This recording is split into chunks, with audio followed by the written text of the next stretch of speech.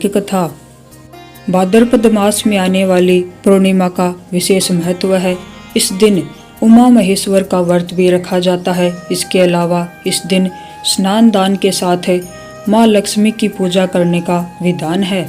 मान्यता है कि इस दिन माँ पार्वती शिव जी के साथ भगवान विष्णु की पूजा करने के साथ ही चंद्र उदय के समय चंद्रमा को अर्घ्य देने से व्यक्ति को हर दुख दर्द से निजात मिल जाती है और सुख समृद्धि की प्राप्ति होती है। माना जाता है कि इस दिन जो व्यक्ति व्रत रखता है उसे पूर्व जन्म के पाप, दोष और श्राप से मुक्ति मिलने के साथ ही खोई चीज वापस मिल जाती है। धार्मिक कथाओं के अनुसार स्वयं भगवान विष्णु के अलावा इंद्रदेव ने भी यह व्रत रखा था। इस दिन विधिवत पूजा करने के साथ साथ इस व्रत कथा का पाठ अवश्य सुनना चाहिए। चलिए कथा शुरू करते हैं।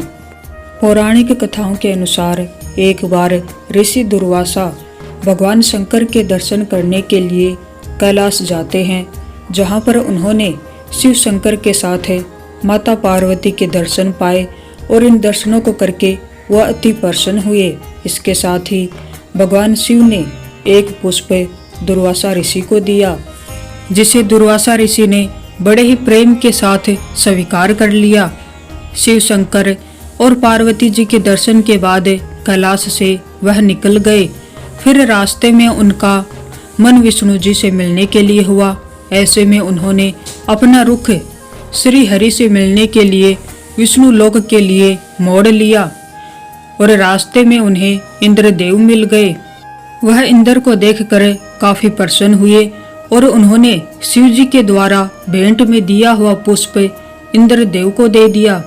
लेकिन इंद्रदेव हमेशा अपने पद के कारण अहंकार में रहते थे। ऐसे में उन्होंने वह पुष्प अपने हाथी ऐरावत को पहना दिया। ऐसा देखकर दुर्वासा ऋषि को काफी क्रोध आ गया।